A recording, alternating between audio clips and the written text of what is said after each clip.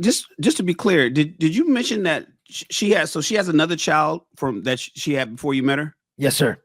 And you're telling me that the other child is now in the process of transitioning? No, her other son is autistic. He's autistic. Okay. He's autistic, yeah. And because of the autism, that put a real, as we all know, autism is really, really hard to deal with and a very difficult situation. And that put a lot of strain on her and I's relationship because of the autism. No, I get it. Yeah. I misheard you because first thing that came to my mind was Megan Fox. And all three of her sons are all girls now, and I was just like, wow, is this starting? And I'm here in Los Angeles, in California, and I see this stuff all the time. And one of the reasons why we're asking you these questions in this methodical way is because by us asking this, we're vicariously allowing others that's going to watch this show to live through what the pains that you're going through. And that's why we're kind of like firing them off at you back to back to back. No, so I love it. Yeah, that's great. Your story is very similar to Elon's with his son, who was born Xavier. Elon's first child died back in 2002, I think.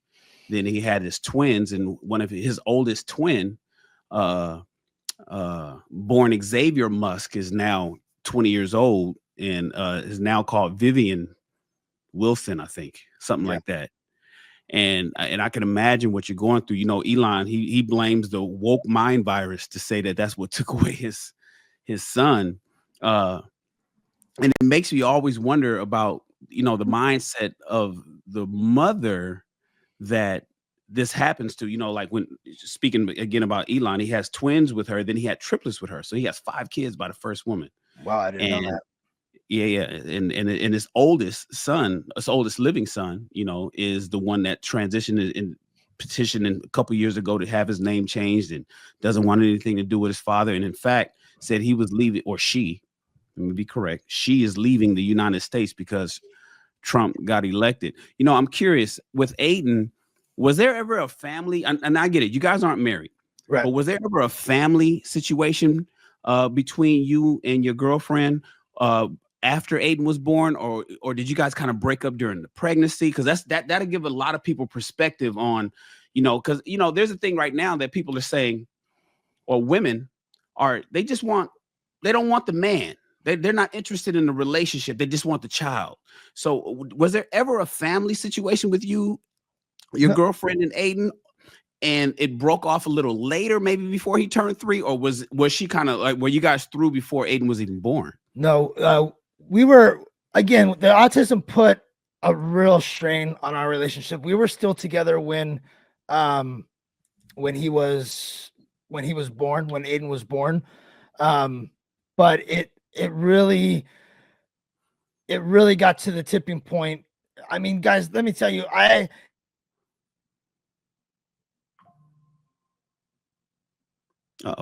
lost Adam. You guys lose him, or is that just me? Yeah, I think we lost him. He froze. Yeah, he froze for a second. Is my mic hot? Let me know if I'll turn my shit down. Trev is hot. Yeah. Your breath hot. You good, Darwin? Adam, we lost you. I don't know if you can hear. Hold on, wait, what? Hey, we just went from professional to fucking high school clown. How about now? Am I still hot? No, never. Oh man, I think he'll come back in. He just gotta. Darwin, man, that's some painful shit, bro. That's some painful shit. Yeah, I'm actually sure. glad that I'm glad that he's sharing the story and we're sharing it on the platform, because a few months back when I mentioned it, it was being blown off as if it wasn't happening. And this is something that's really actually happening all across the nation, across the globe, and it's being pushed by a certain group of people. So I think that we liberals, we got to be mindful of the things that we claim to be the lesser evil, when this is some diabolical shit, and we seeing it in real time.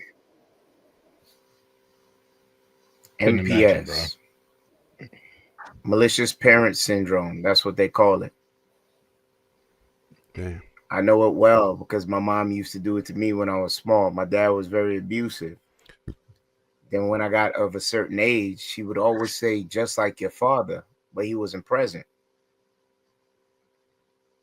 There's extremes to it.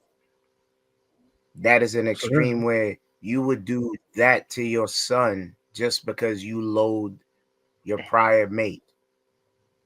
That is your power, and it is diabolical and insidious, if you would want to call it that. And for this man to come up here and be able to speak his truth, that takes a lot, because you can only have empathy for Adam, knowing that he's looking across and watch the powers that be emasculate his son, and there's nothing that he could do about it. He's pretty much handcuffed. He can't speak it unless he goes John Q. You know, I got to do what I got to do for my son.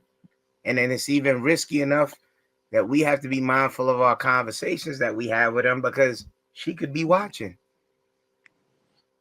And she could be like, okay, we're encouraging him. Oh, let's go talk to the man and see what's up. Brother, I feel for you. I'll keep you in my prayers, and hopefully you can touch your son and bring him back right. And Kenny, you touched on something, because this is not only. Well, hold on. We lost Adam. He was in the middle of something. So before we move on, Adam, we lost you. I'm glad you're back. I was asking you about the family dynamic right before, at what point, because I don't know if it's a situation where she just did she really, how was it at the time that Aiden was born, and how did it break up, or was there a family dynamic, or was there not one? We did have a family dynamic, but she did not like the relationship that I had with my mom and my dad. She always told me, why can't you love me like you love your mother? And I would always tell her there's two different types of love. There's the love that I have for my mother, and then there's a love that I have for you. They're completely two different loves. It doesn't mean I love you less or I love you more. There's just she could not understand that there was two different types of love. And it was that kind of stuff really put a strain on me, her not trusting me, not trusting my mom, not trusting my dad. And there was nothing to not trust about my parents. And that was another wedge that really drove into our relationship. The not the distrust, but just well, I don't want you to hang out with your parents. You need to hang out with us more. And I was like, I'm hanging out with you guys more because we all live together than I do. I'm just texting my parents. It was nothing weird about it, but she thought it was. So, and it wasn't a situation where it's like a mama's, that's interesting. And I'll wrap it up. My questions at this, you mentioned that your parents are still married. It's 45 years plus. They've been together. I have to ask, was your son's mother raised in a 2-parent household? And did she have a good relationship with her father? No, she did not have a good relationship with her father. Both parents are separated. The mother is separated from my son's mother's father very young. So it was, she's got dad issues or daddy issues. She doesn't like her dad very much. So she's got a lot of trust issues. A lot of trust issues. Yeah, Adam, Adam, that's one of the things that we talk about here on King Talk. What we give a lot of advice on young men on raising their own children. We give a lot of advice on young men in the dating scene. I've been married twice. I'm twice divorced. And there's a lot of things that I know now that I didn't know before. One thing that a lot of us agree on this panel is making sure that we are giving our efforts to women who love their father. And you can learn a lot about a woman early on, if you see if she doesn't have or hates her dad, you know, and I hate that this turned out for you. Maybe you didn't see the red flags early on, but it just kind of speaks to what we talk about.